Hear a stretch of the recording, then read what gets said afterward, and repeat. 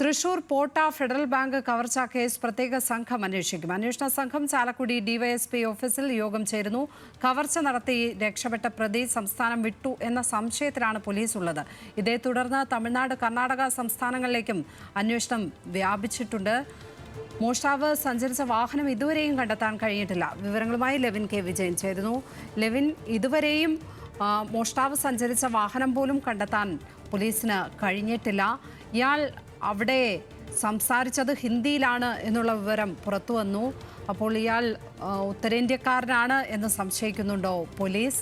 എന്തൊക്കെയാണ് ഈ ഘട്ടത്തിൽ പോലീസിന്റെ നിഗമനങ്ങൾ? പ്രത്യേക അന്വേഷണ സംഘം കേസ് ഏറ്റെടുത്തിട്ടുണ്ടോ?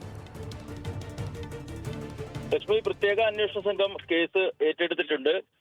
അന്വേഷണ സംഘത്തിന്റെ ആദ്യ യോഗമാണ് ഇപ്പോൾ ചേർന്നുകൊണ്ടിരിക്കുന്നത്. ഇതുവരെ ചെയ്ത കാര്യങ്ങൾ അന്വേഷണ സംഘം മേലുദ്യോഗസ്ഥർക്ക് മുന്നിൽ അത് കാര്യങ്ങൾ വിശദീകരിക്കുകയാണ്. സംഭവത്തിൽ ഇതുവരെ പോലീസ് നടത്തിയത് പ്രധാനമായും CCTV കേന്ദ്രീകരിച്ചുകൊണ്ടുള്ള അന്വേഷണമായിരുന്നു. CCTVയുടെ ദൃശ്യങ്ങളൊക്കെ പോലീസിന് ലഭിച്ചെങ്കിലും ഈ പ്രതി രക്ഷപ്പെട്ടതിനെ കുറിച്ചുള്ള ഒരു പൂർണ്ണ ചിത്രം CCTVകൾ ഉപയോഗിച്ചുകൊണ്ട് കണ്ടെത്താൻ ഇതുവരെയും സാധിച്ചിട്ടില്ല എന്നുള്ളത് തന്നെയാണ് ഏറ്റവും പ്രധാനപ്പെട്ട വിവരം. ഇയാൾ രക്ഷപ്പെട്ടത് ഒരു സ്കൂട്ടറിലാണെങ്കിലും ഇതേ വാഹനം ഉപയോഗിച്ച് തന്നെയാണോ തുടർന്നുള്ള യാത്ര നടത്തിയത് എന്നുള്ള കാര്യത്തിലാണ് ഇപ്പോൾ സംശയങ്ങൾ നിലനിൽക്കുന്നത്. സംശയം തോന്നുന്ന ടൂ വീലറുകളൊക്കെ പോലീസ് പരിശോധിച്ചിട്ടുണ്ട്. പക്ഷേ ഈ പ്രതി ഉപയോഗിച്ചു വന്ന വാഹനത്തെ കുറിച്ചൊരു വ്യക്തമായ ധാരണ ഇനിയും ലഭിച്ചിട്ടില്ല. മാത്രമല്ല, ഈ പ്രതിയെ കണ്ടെത്തുന്നത് അതിനായിട്ടുള്ള അന്വേഷണം സംസ്ഥാനത്തിന് പുറത്തേക്കും വ്യാപിപ്പിച്ചിട്ടുണ്ട്. മലപ്പുറം, പാലക്കാട് ജില്ല, എറണാകുളം ജില്ല തുടങ്ങിയ 3 ജില്ലകൾ കേന്ദ്രീകരിച്ചുകൊണ്ടും തൃശ്ശൂരിന് പുറമെ അന്വേഷണം നടക്കുകയാണ്. പ്രതി രക്ഷപ്പെടാൻ സാധ്യതയുള്ള അതിരപ്പള്ളി മലക്കപ്പാറ റൂട്ട് വഴി കോയമ്പത്തൂരിലേക്ക് കടക്കാനൊരു സാധ്യത കൂടിയുണ്ട് എന്നുള്ളൊരു നിഗമനം അന്വേഷണ സംഘത്തിനുണ്ട്. അതുകൊണ്ട് തന്നെ CCTV ക്യാമറകൾ പൊതുവെ കുറവുള്ള ഒരു റോഡാണ്. മാത്രമല്ല, വനപാത കൂടിയാണ്.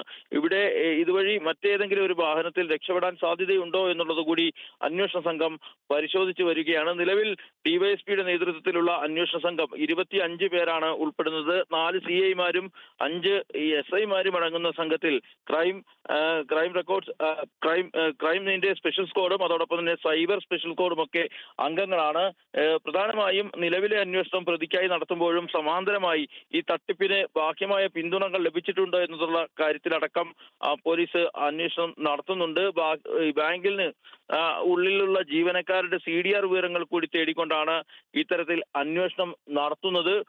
പ്രധാനമായും ചില സംശയങ്ങൾ പോലീസിനെ സംബന്ധിച്ചുണ്ട്. ഈ ബാങ്ക് ജീവനക്കാരടക്കമുള്ള ആളുകളുടെ ഏതെങ്കിലും തരത്തിലുള്ള സഹായം പ്രതിക്ക് ലഭിച്ചിട്ടുണ്ടോ എന്ന് കൂടി പരിശോധിക്കുന്നുണ്ട്. CCTV ദൃശ്യങ്ങളിൽ പരിശോധിക്കുമ്പോൾ പോലീസിന് ചില സംശയങ്ങളുണ്ട്. ഈ പ്രതി വരുന്നതും കവർച്ച നടത്തുന്നതും ഒക്കെ ഒരു പ്രൊഫഷണൽ ക്രിമിനൽ അല്ലെങ്കിൽ അത്തരത്തിൽ പ്രൊഫഷണൽ മോഷ്ടാവ് നടത്തുന്ന രീതിയിലല്ല.